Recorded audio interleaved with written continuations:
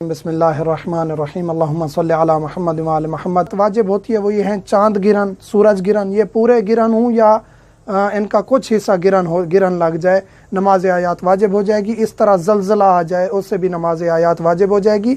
इनके अलावा ज़मीन व आसमानी आफात, आंधी आ जाती है, पीली काली आंधी, या मसलन के अंधेरा छा जाता है दिन के दौरान, या मसलन के इतनी बिजली ज़्यादा गरजती है, बादल गरजते हैं और बिजली गिरती है ज़मीन पर के इलाके वाले खौफज़दा हो जाते हैं। जो भी ज़मीनी आसमानी खौफज़दा चीज़ें हैं, आफात हैं, उन पर नमाज आयात पढ़नी होती है। और चाँद और सूरज गिरन की जो नमाज आयात है वो वाजिब है। अगर पूरा गिरन हुआ है तो वो उसकी क़ज़ा भी है, बाकी चीज़ों की क़ज़ा नहीं है।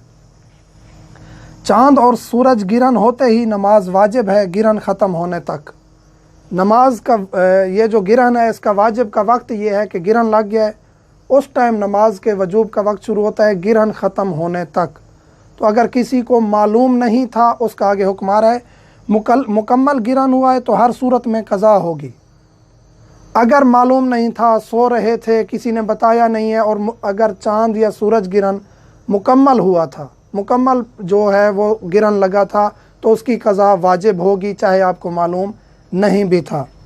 जिन इलाकों में गिरन वगैरह हो वहीं नमाज वाजिब है। हाँ, अगर यहाँ गिरन लगा है, इराक़ में, इराक़ के बाज़ इलाकों में लगा है, बाज़ में नहीं, तो जहाँ नहीं गिरन लगा वहाँ नमाज वाजिब नहीं है। इराक़ पूरे में लगा है, नज़र आया है गिरन, लेकिन ईरान में नज़र नहीं आया, तो वहाँ भी नमाज वाजिब नहीं होगी। जहाँ नज़र आए गिरन लगा हुआ वहाँ नमाज आयात वाजिब है।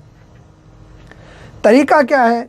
तरीक़ा ये है कि इससे पहले ये एक अहम चीज़ ज़िक्र करता चलूँ, हमारे तकरीबन बड़े सग़ीर में ये चीज़ मशहूर है कि गिरहन के वक्त ख़वातीन ना कोई चीज़ काटें, ना फल काटें, ना खाना बनाएं, ना कोई और काम करें। ऐसी ऐसी एहतियाती तदाबीर बताई जाती हैं जिनका शरीयत से कोई वास्ता नहीं है।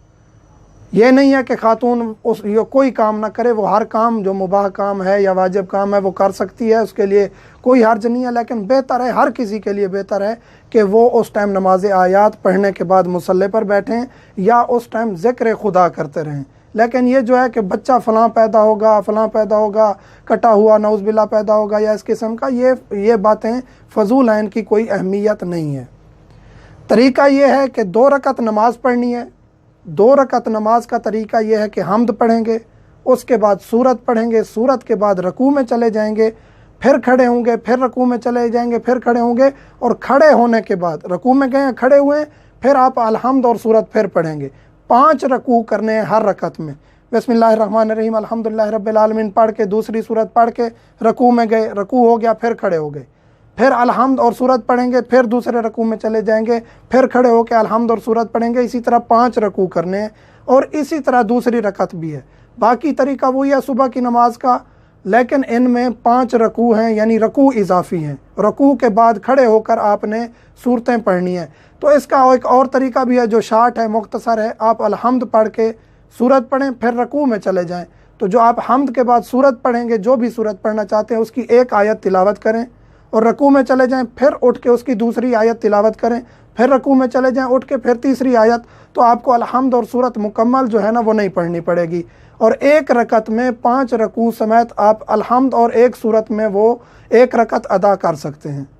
इसी तरह दूसरी रकत में भी आप अलहम्द पढ़ें, बिस्मिल्लाहिर्रहमानिर्रहीम पढ़ के कुल हुवल्लाहु अहद मसलन पढ़ना चाहते हैं, बिस्मिल्लाह के बाद रकू नहीं करेंगे, बिस्मिल्लाह सूरत का जुज़ नहीं है।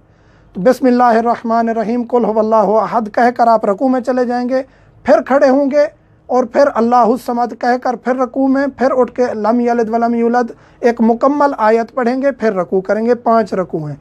ये तरीका है। इसके बाद मसलन के आप हर दूसरे रकू के बाद से पहले कनूत भी पढ़ें, मुस्तहब है। लेकिन अगर आप नहीं भी पढ़ते तो दूसरी रकत के आखिरी रकू से पहले कनूत पढ़ देंगे तो काफ़ी है। ये तरीका है नमाज आयात का। और जो एहतियातें और ये चीज़ें बताई जाती हैं वो भी मैंने ज़िक्र कर दी हैं। मुस्तहब ये है कि इसको जमात के साथ अदा किया। ये वो वाहिद पंजगाना के अलावा जमात है जिसकी शरीयत में साबित है। मसलन के नमाज जनाजा का तो है, लेकिन इसका भी मौजूद है कि आप जमात के साथ अदा करें। मुस्तहब ये है, वाजिब नहीं है। आसमान खुले आसमान के नीचे अदा करें, मस्जिद में अदा करें, ये मुस्तहबात हैं। और बाकी जो है ना, ये नमाज हैज़ और नफसा औरत पर वाजिब नहीं है। एक खातून जिसको आयाम ख़ास आए हुए हैं उस पर भी वाजिब नहीं है, या बच्चा पैदा किया है नफास की हालत में है उस पर भी ये नमाज वाजिब नहीं। अल्हम्दुलिल्लाह रब्बिल